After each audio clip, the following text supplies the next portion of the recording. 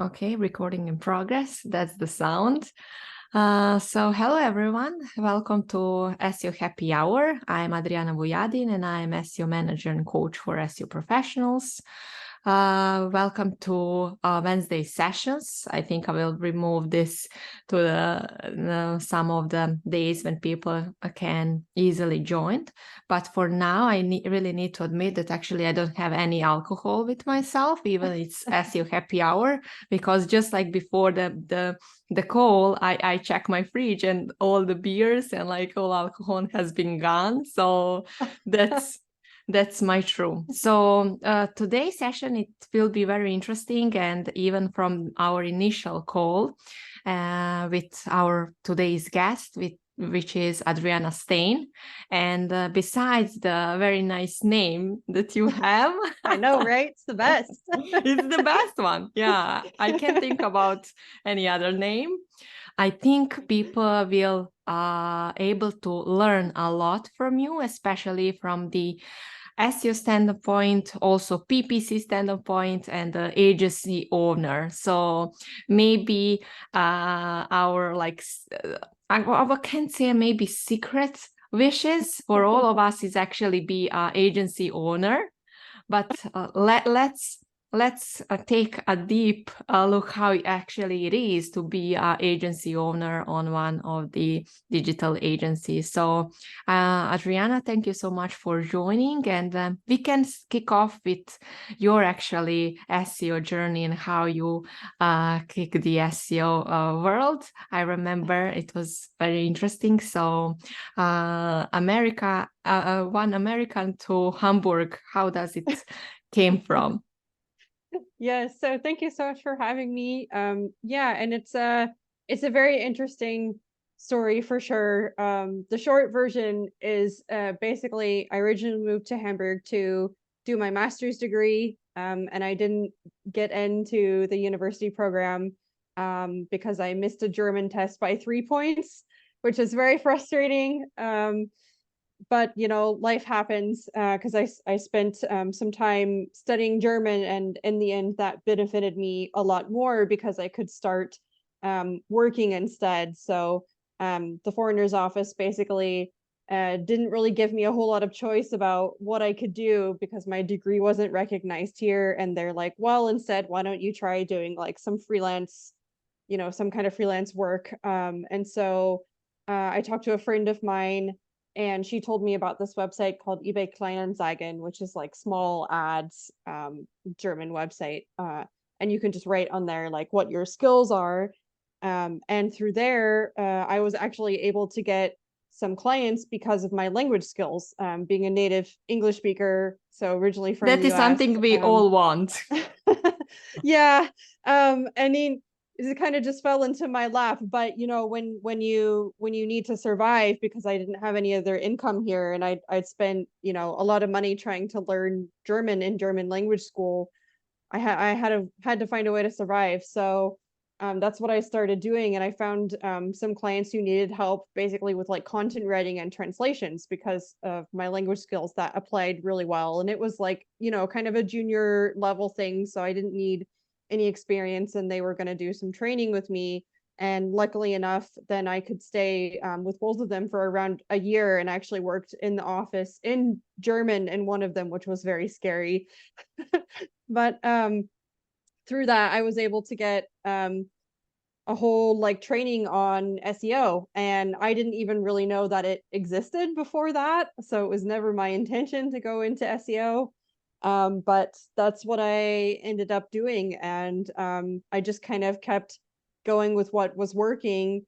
And I found out it was a pretty in-demand skill, both SEO and then also my language capabilities, because a lot of German companies wanted help with creating content for English markets.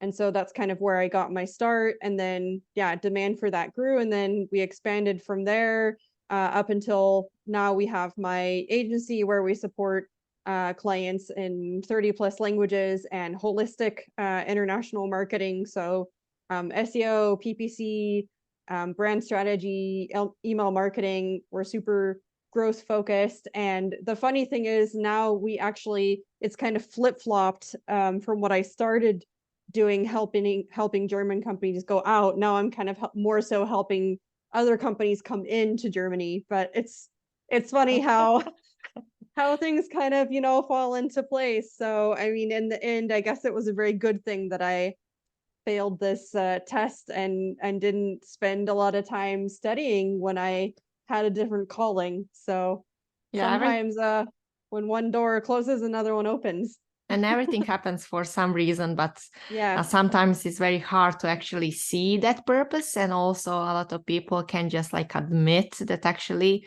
even they want something so badly, even if they don't achieve, maybe it's better for them. So Yep. yeah. All right. So you started as a freelancer. Can we talk about Yep. some challenges that you had on daily basis? Basically, it's first time that you are hearing about SEO and you need to do some tasks. So what kind of like challenges you had at that time?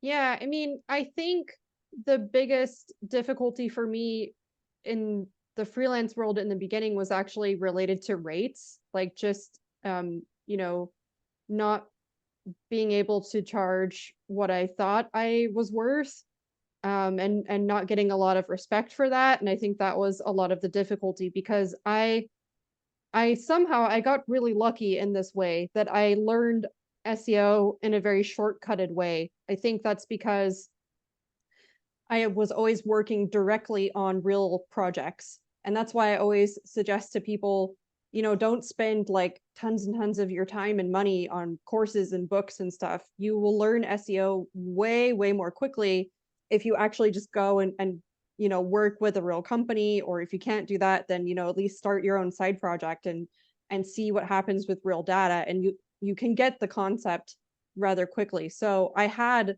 the technical expertise, but I didn't really have like the sales skills. And that was a whole other side of things that I didn't really expect to need, but for sure you have to do that. Whenever you are self-employed, you have to be able to sell yourself basically. And that's something that took me a lot more time and a lot more like trial and error, really just doing a lot of meetings with people to understand like how to sell my services, how to talk about myself. Confidence was a big thing. It took me a lot of years to build confidence, and to be assertive. That was really difficult because in my private life, I'm an introvert. I'm a very quiet person. As soon as there's like more than one person in the room, I'm probably not talking very much. I much prefer to listen. But it's funny because now I'm at speaking events like every week. So Yeah, definitely. I yeah. wouldn't say that you are introvert. Yeah. Yeah, a lot of people don't know that, but that's something that I've had to spend years and years like practicing and practicing and practicing to be able to do that. And that was really, I think, the biggest thing that really propelled my career forward was actually getting better at my sales skills. And then, as I got more clients and then also started scaling out my agency, it became all about my sales skills, because I don't run our client projects. The project managers do that. So they're in charge of like the tactical strategic part. And my role is a lot more in sales and, being kind of like the front of the company and having the initial conversations with the clients and understanding what they need, putting like proposals together and things like that, and then passing them on to my team to actually execute because I couldn't run all the projects myself. It's just not possible. So sometimes that's also still a question I get with some companies who would like to work together is they can sometimes expect like I'm gonna run everything, and I'm like, no, I'm one person. Yeah. That is not possible for me. Yeah, because you're actually kind of like brand and the synonym for your Yes. agency. So interesting to see that. And Yep. what helped you the most to gain these skills? Experience was, I think, the biggest thing. Just doing things over and over and over, and having a lot of meetings, a lot of discovery calls, figuring out what people needed, learning how to talk about myself, learn what my own skills were so that I could project them to others. And then I think also just being involved in communities, honestly, like women in tech SEO, or like, communities in general that were focused around women, because I felt a lot more in a safer space to kind of get to know people, and see what other people are doing and kind of learn from them. And that really helped build up my self-confidence. And self-confidence is like, it's such a huge part of sales, because if you don't believe in what you're saying, then definitely the person on the other end is not going to believe you either. So Yeah. yeah, And it's it very has to easy. first come from yourself. Yeah, and it's very actually easy to feel if you're not feeling confident and like secure, then definitely clients will not be, will not have that feeling that actually they are secure in your hands. So Yes, it's big part. it's So very true. are you confident now? I think it goes back and forth. I Mm-hmm. mean, I have really trained myself to be in a certain way in business. And actually it's funny because it's something even my husband has commented on. Like, maybe in the morning I'm gonna be feeling like really, I don't know, tired and just not wanting to do things. And then he's like, I don't know how you do that. You can just like turn on a switch, like you just can jump into a meeting and you're like a whole different person. And I'm like, yeah, I mean, I have to for my job. And so I've trained myself to do that. And I save my energy for that when I know it's coming. And then when that's done, then I just go back into my shell. Mm-hmm. So I think yes and no. It depends on the time. So basically your husband just needs to schedule a meeting with you and then Yeah. yeah. All right. So, and what has been changed in comparison to these first years actually of your running the agency and the now? Like, what kind of challenges you are facing, and like what's the difference? Yeah, so much has changed. The biggest challenge, which I talked with you in the previous meeting about, was this learning how to be a manager. That was the next skill that I didn't expect to learn. Like, that's the funny thing. You think that you go into SEO to like learn SEO and do SEO, and then you learn, oh, you also have to learn sales. And then once you grow in your career, no matter whether you're agency or in-house, you actually have to learn management a lot more often than actual SEO. And so that's the kind of thing that happened to me as well, as I was scaling things out and, becoming more and more hands off from the day-to-day business side of things, and learning how to find the right people, work with the right people, give them the skills they need, create a positive work environment, build a kind of team culture, learning what kinds of questions to ask someone. I think this is really important. Open-ended questions and things like this. And, trying to look at, for example, like if someone makes a mistake with something, looking at how to phrase that conversation, not just, oh, you did this, and, like reprimanding. And I'm a really big believer of that rewards are much more motivating than punishments. And so I think that mindset has kind of helped me figure out, a way of communicating with people. And because, when you run an agency, the agency is run by the people. You wouldn't have an agency without the people. And so, in fact, they're actually, at the end of the day, more important than clients, because you can get another client. But if you have like a few really good team members who you've worked with a really long time, everyone gets along together really well, they know how things are run, they're super experienced, like that's worth more than a client. And sometimes you'd rather tell a client goodbye rather than lose that person that you've spent, that long kind of working with and building a relationship with, because that's very hard to replace. It's very hard to find good people that you really mesh with over years, that's very difficult, especially in marketing and SEO where things change so quickly and people change careers. And that's been the kind of the interesting part of my team is actually the most of the dedicated people since I established the agency are still there. So Oh, wow. yeah. That's So there that's is a value. So yeah, I must be doing something right. I mean, I always ask them like, I don't know, anything I can improve on. tell I us, don't what know, did you do? Yeah. just kind of winging it, but yeah. Yeah, I mean, so I think that's one of the biggest challenges is learning the management side. But then the other side really has just been learning how to scale and different levels of scaling and um, methods of scaling require very different skills. You know, taking a company from like 3 clients to 10 clients and 10 clients to 30 clients or something like that, you have very different challenges. And I think in the beginning, it was finding good people for me, just to figure out, you know, who could really execute the client projects at really high quality and meshed with our team and was really organized. As an agency, you have so much pressure to really get results for a client really quickly, like usually within 3 months. That's what the clients expect, pretty much across the board, especially nowadays.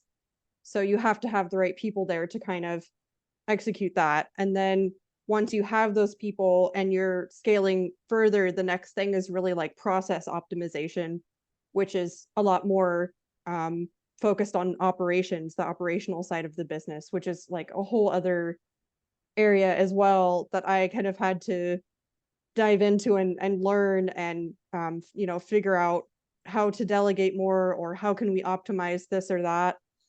Um, just as like an example, a year ago, I just was realizing it this week. A year ago, the amount of money that we could put back into our own internal marketing is like 75% higher now versus when it was last year, which is crazy because we're making the same amount of money this year.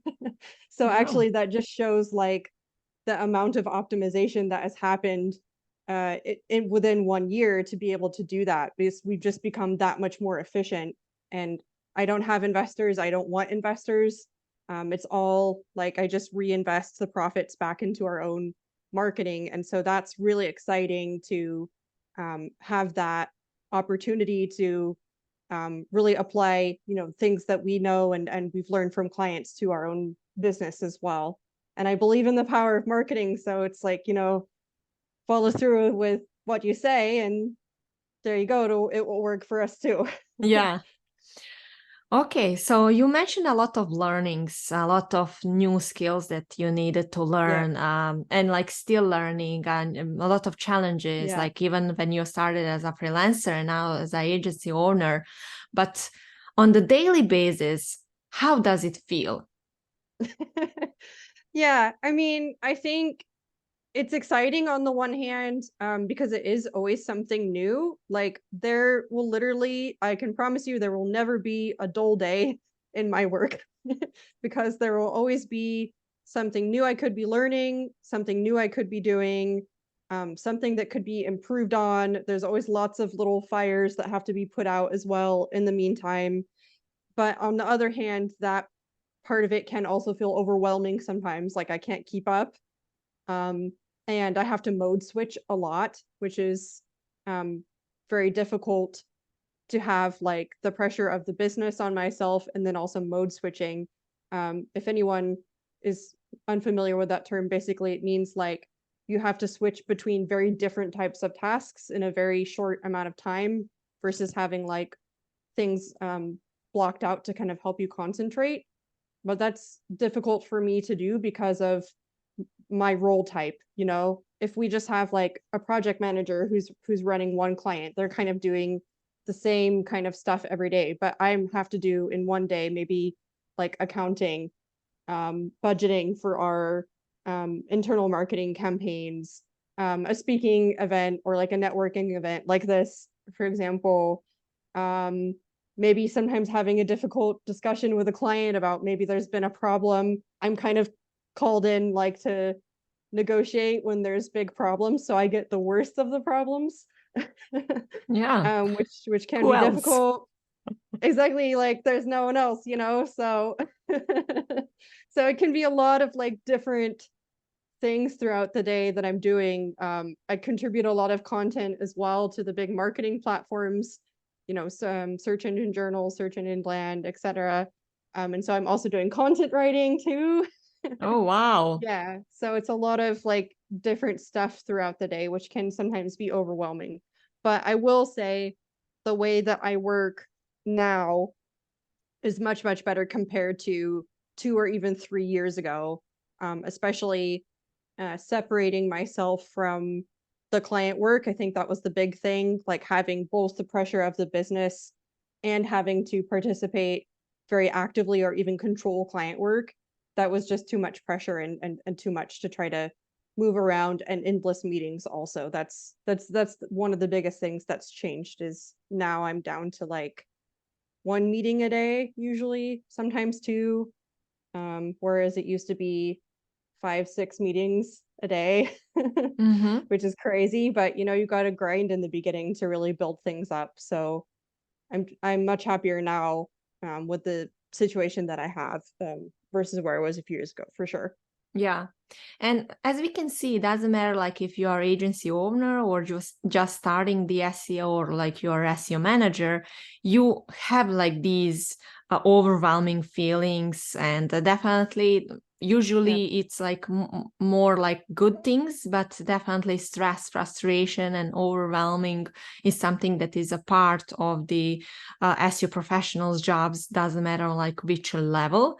So when people are feeling overwhelmed, what would you like to advise? How what kind of like activities, or like what should they do? So I think the first question to ask is, what overwhelms me?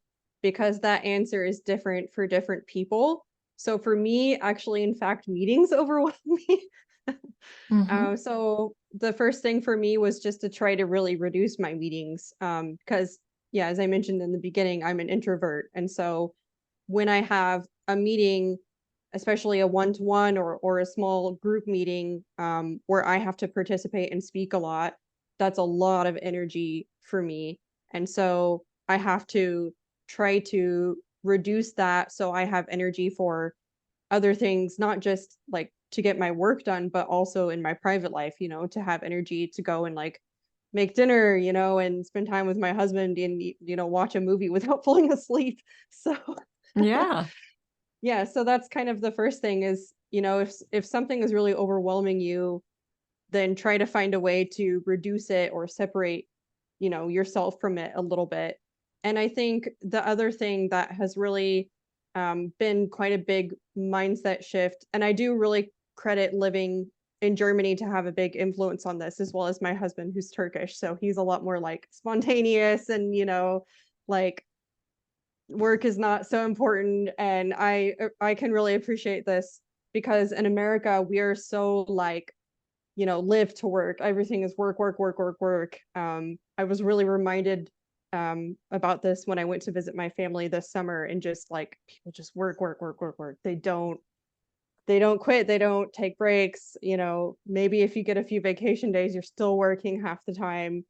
And I've really, really, really tried to shift away from that kind of work, because I think life is so short. And now my big emphasis is actually much more on my private life, than it is on my work life. And that's benefited my work life because I'm less overwhelmed there, because I've said, like, this side is my work life, but this side is my private life. And my private life is just as important. That 6 o'clock dinner that I have with friends, I'm going to take just as seriously as that 2 o'clock meeting that I have, with a discovery call or something like that. So I think that's helped giving me a lot more balance, and just being able to like exercise and things like that more. I have a lot more energy for that when I have less meetings. So that's been really nice to kind of shift a lot more toward that and get some space, be in nature more. So that's like my big goal for the rest of this year, especially, is just to spend as much time as I can before the weather gets like insanely cold Oh yeah. to be in nature. So I'm heading out tomorrow to a nature reservation and going hiking for the next week. So Oh, nice, nice. yeah. Yeah, and that is a thing because when SEO professionals are feeling overwhelmed by like all new projects or with the clients or like with SEO changes, like it's very hard for them to actually stop working and take some time off, take some Yeah. activities outside of the work, especially if you are working from home and then like you're just continuing like be in the same basically environment. So that moment, and that is something that it's very hard to understand for them. You really need to stop working if you are overwhelmed, because if Yes. you are seeing that your clients are not getting the results and you are so stressed, learning more about SEO or like implementing new techniques will not help even with your clients, or like definitely will not help Yep. you. But that moment to actually stop working is almost impossible, especially because in these situations people are already burnout and they Yeah. can't think clearly.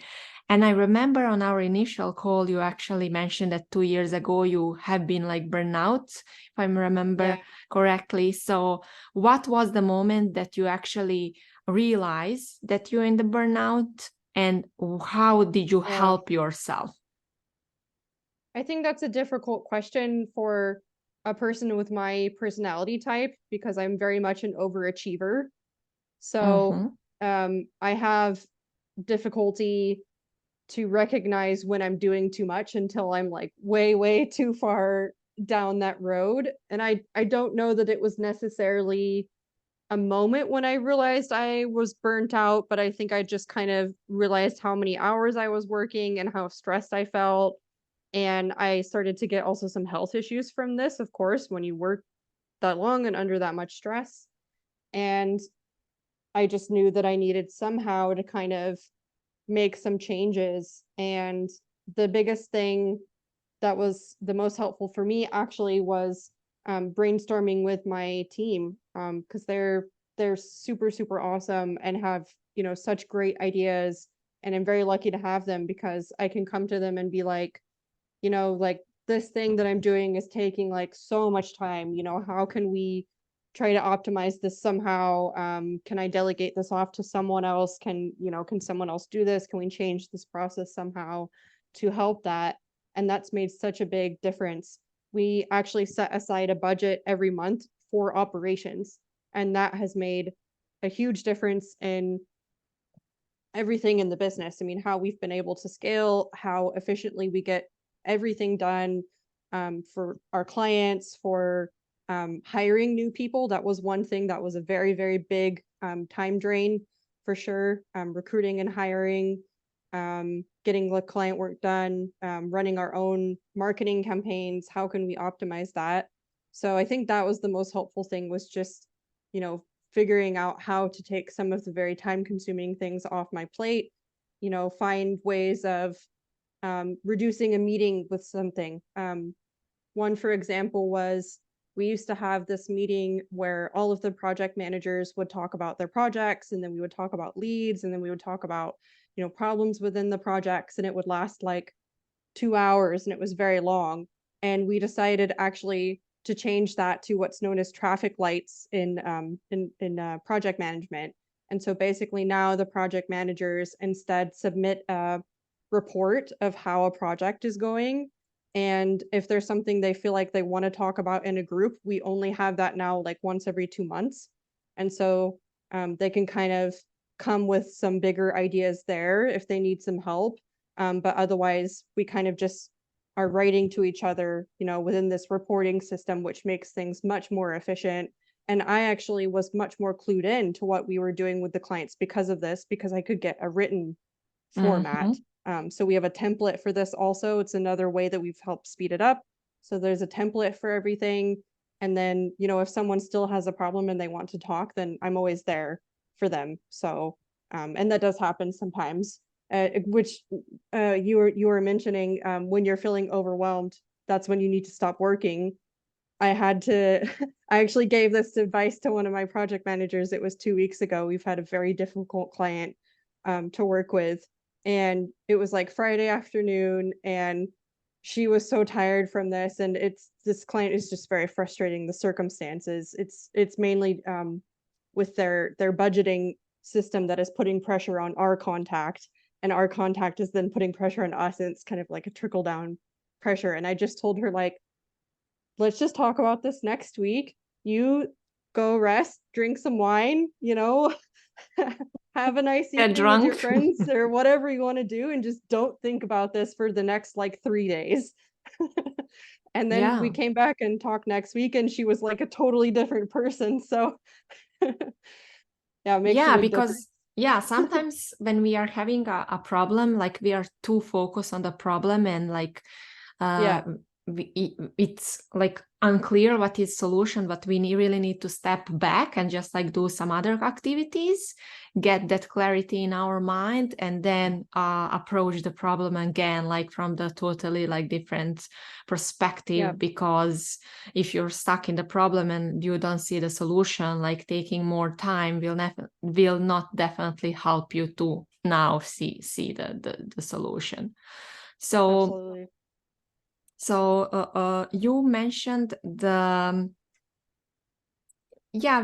I was listening to you, but the key point here that you have done is actually you took that responsibility to share with your team and talk with your team, like, hey, these things are taking so much time, we need to reorganize, do you have any ideas? But the biggest issue what I'm seeing across SEO professionals is actually they are not taking that responsibility, that it's Mhm. on them to delegate, to reshift, to reorganize their work, to tell their managers, to tell them their team members. Because if you're just thinking and hoping that maybe that your manager or any other team member will help you without knowing, that's the huge problem. Because Yeah, you really need to take that and see that you are in charge of making some like different things around this. So I really want to highlight that kind of like responsibility for people who are going to listen this, to actually, if you're overwhelmed, if you are stressed, actually it's your, unfortunately, and like maybe it's a good thing. I think it's a good thing, because if I'm feeling that I'm not happy in the position, like my responsibility is to actually talk with my manager, because my manager definitely has like a lot of on her plate, and maybe yeah. she's not just like seeing that. So take that responsibility to actually make your position much better and much more suitable to actually what you need. Yeah, absolutely. I think that's really good advice. I think it's particularly difficult for women to do this because a lot of us are really taught to kind of put a burden of doing lots of things around ourselves and not really complain about it, and just kind of, try to make everyone happy, and, don't be this loud person who's, complaining about things. And I think that can be particularly difficult for women, but no one can read your mind. So if you're struggling with something, if you're feeling overwhelmed, then try to talk to someone about it. I mean, I know I'm in a lucky scenario in this case, in that I'm like the boss. So, no one is telling me, be quiet or anything. If I worked in-house, I could foresee having that conversation could be more difficult. If I'm a junior SEO, and then, maybe I'm talking to the head of content or something like this, and asking for their support, that could feel a little bit intimidating. But, they're not going to know that you might have an issue or are struggling without saying anything. So I know it's difficult, but I think that in itself is also a big confidence booster if you learn how to talk about your feelings, and I think another thing is try to just be proactive with it as well. So if you're struggling with something, maybe consider some solutions to that, even if they're not 100% correct or off the wall. Try to brainstorm a little bit and then come to this type of conversation with some ideas in mind. And if you're struggling even to get there, talk to one of your friends first, or someone in your family or something like this. Just brainstorm with them, verbally say things. That makes such a big difference, to actually say things out loud versus just, in our heads over and over again. And I think that's going to get you at least a step forward. But yeah, no one is going to give you something without you asking for it. That's just the way the world works. Yeah. So you have to stand up for yourself, for sure.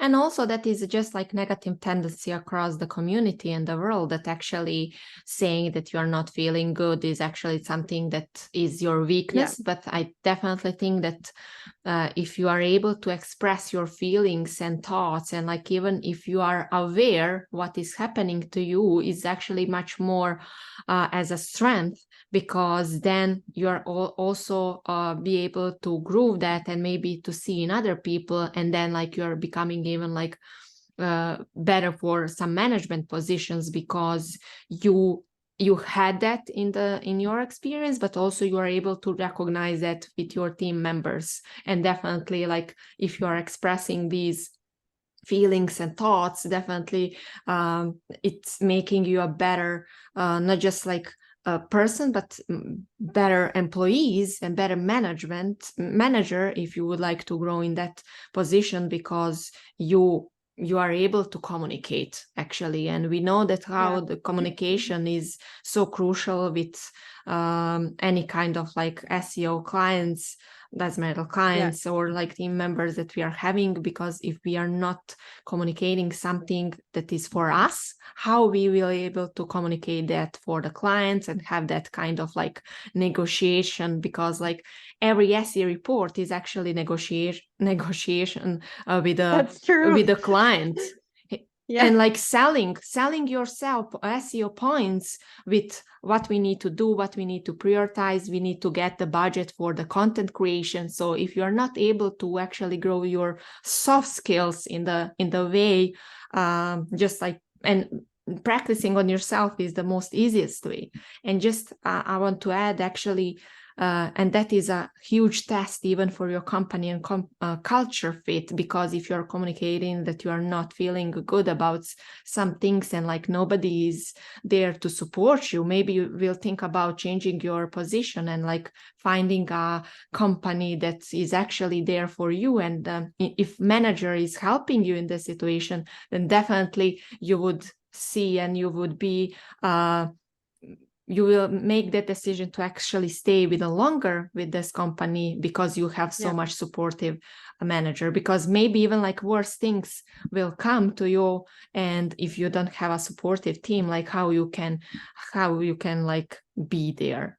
So I know it's hard. I know it seems that actually they will fire you, they will think that you are not a good employee, but actually 90% of the rest of the tests and like things that you will get by communicating this is much more beneficial for everybody's position than they are just think. But it's just like, I would say, mindset thing, that you think that someone will think that you are not good employee or something like that, but it's totally opposite actually.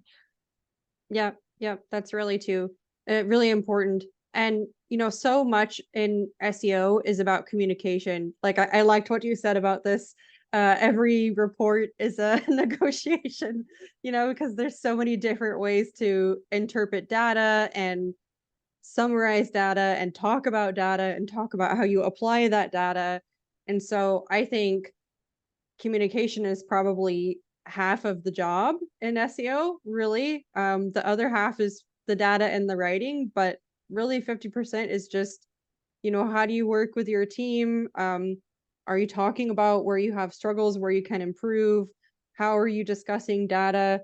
How are you discussing how you're learning things as well? That's one of the biggest things, I think, especially for someone who's newer to SEO. Like I have so much empathy for people learning SEO now, from scratch, because when when I started, it was much easier. Like, I will really honestly say that it has gotten so much more complicated now and so technical that it's like, oh, Yeah, what will be the next stage? what will be the next stage? Well, I mean, now we all have to learn AI, like overnight. It was just Yeah. that's like a whole other like topic that we could probably do a whole session on, the overwhelm around AI. Um, but it's just important to kind of voice your concerns and things, and make sure you do have the opportunity to keep learning. um Definitely, that's one of the biggest suggestions I would have for someone who's starting out nowadays. No matter whether you're freelance or in-house or however you're working, just try to take every opportunity you can to learn, and you know communicate that you want to learn more, because that's really what's going to bring you forward. Yeah, but also it's important from which place that learning more is coming from. Because if you're learning more just like to fix your insecurities and for Mm, clients to be happy, then definitely why you are learning all these things, yeah. you will be stressed. But when you are learning like from the place that you are feeling good about yourself today, but definitely you want to reach like big SEO like career goals, then that learning is from like more being curious, and then you're Hmm. feeling good while you are learning. But otherwise it will be so stressful, and if you're not fixing like these insecurities, then even like after a few years of the experience, you will still feel that like it's not good enough, that you are insecure, and then just like that imposter syndrome is just growing and growing. Yeah, absolutely. But I think for someone in that position, then just join a group like ours, and that will really help you not to feel imposter syndrome, or at least reduce it a little bit. I know, this group has made such a big impact on my life, just having this space where I feel comfortable to talk about things, and get to know a lot of people really closely. I've been to a lot of the conferences, and I've actually, I think I'm probably one of the close to founding members. There wasn't so many Wow. people in the group when it restarted. I think a few hundred, I want to say, when I joined, if I had a guess. So that's been pretty cool to see, how much impact this group has made over time, and how much it's grown. And Arish, she has done such amazing things. She's honestly one of my biggest marketing inspirations, and Oh, just yeah. like women inspirations as well. Like, she is so awesome. And yeah, I can't say that enough, how awesome she is, and how grateful I am that she created this kind of group. Because I think if you're feeling overwhelmed, if you're feeling imposter syndrome, like, come here, and we're Yeah. happy to help you. Yeah, I think I don't know anyone who actually is not like real inspiration and like motivation, Yeah. like in the SEO industry. So basically, she is the synonym for inspiration and support for the SEO Yes. community. Basically, like Yes. the most supportive like woman in the SEO industry. So it's incredible. Yeah. Yeah. She's an amazing lady. So I'm Yeah, just excited to see what she does next. Everything she does is awesome. So yeah, yeah, that's so true. All right. So for the end, I really would like to highlight the work-life balance. And I know that we mentioned that on our initial call, and I really loved what you yeah. say. So what you do to have that work-life balance, and like even you mentioned some of the things, but what do you think has the biggest impact for having that balance between these two? Because just one thing, a lot of just like freelancers, solo entrepreneurs, agency owners have a huge pain to actually leave their jobs, Yeah. because they are so afraid that like nobody will actually take their job in like all these things. So how you Yeah. manage to have work-life balance? Yeah, I mean, I guess in my case, it was really, the main reason that I scaled was because I was doing way too much myself. It was like, either I have to reduce the work that I'm doing, which I was like, I don't really want to do that. You can though. I mean, more power to you. If you just want like a couple clients, you're happy with that, perfectly fine. You don't need to go the scaling route. But I really wanted to try to get more out of it because I thought there was a pretty big opportunity. And I had spent so many hours building things up myself, and I didn't want to reduce it. And so um, scaling things out was really the best way that I could do that, because having people that I could delegate things to, and now that run like entire client projects, allows me to have the space to focus on, the primary things of the business, like the sales, and the accounting, and then, ideas for our own marketing. And I try not to let it get really past that stage. And because of that, then my work hours are less. So I am able to have a lot more time in my private life, to do things, a lot more time to go on holiday. 2 years ago, it was so difficult to go on holiday. It was crazy. And I went to the US this summer for nearly 3 months, and I only worked part-time. Oh, wow. So that was really amazing. I've also stopped working Fridays. I haven't worked Fridays in probably a year, so that's pretty good. Yeah, I 'Cause love Fridays are that. I just remember. Fridays are just not my day. I don't know what it is, but I just like anytime that I had meetings on Fridays, I was just like a brain dead zombie. So I knew that that was the day I had to cut out, and it has been amazing. So I'm a huge fan of the 4-day work week. If anyone, can make that happen for themselves and it works for you, go for it, because it really works for me. And so yeah, just being able to have that space, to do things, and that flexibility to go get coffee and cake, which is a big thing in Germany, like with my husband or with friends, in the middle of the day sometimes, or um, take like a Thursday through Monday to go on like a short trip somewhere or something like this.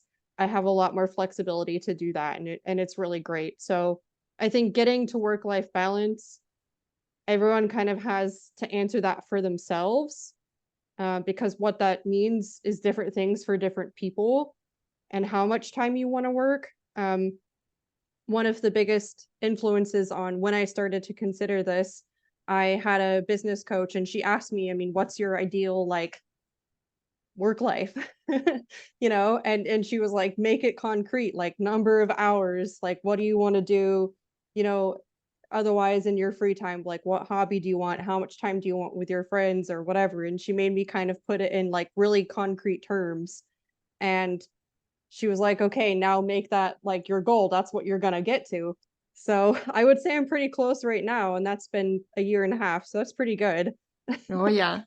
Basically, that is the same that I'm talking my SEO clients on the mindset coaching. Just like basically go and write your perfect day, how it looks Hmm. like. And then see like how many of these activities you already have in your day and what needs to be like improved or reorganized to have it that your perfect day. And firstly, that is a very good thing because we realize that a lot of things we already doing in our everyday that it's in our like dream day. Yeah. And also it makes very clear what you need to reorganize in your day to actually have that perfect day for yourself, and just like Yeah. small steps. The thing here is actually people don't realize that even like with the small steps you are making a huge difference. Even Yeah. having a coffee like for 30 minutes in your day from 12 to 12:30 if you don't have like meetings, or just like small walk, or like any like gym classes just like for 45 minutes. It's better to Yep. maybe stay longer at the work, but if you have that break, quality break in your day, then definitely it improves the quality of the work day, and then like everything starts to shift. Absolutely. Yeah. I think that's the big thing, is like really concretely writing it out. Like I want to work this many hours. I want to have this much time for my private life. I want to, you know, make this hobby a priority to have time for this. Make it really concrete. And then what you want to work towards, and then you can find out, how can I shift some things. That's the point when I went to my team and was like, this thing is taking me too much time. Like, what do you suggest that we do? How can we improve on this?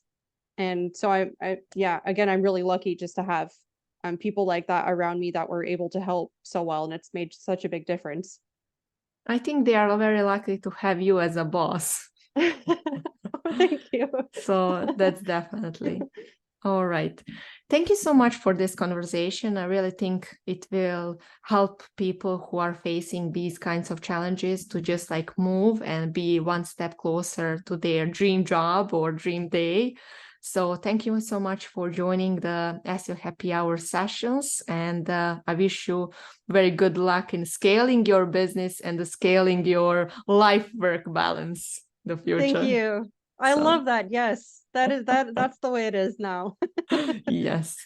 All right. So thank you so much and have a great night. Thank you. You too.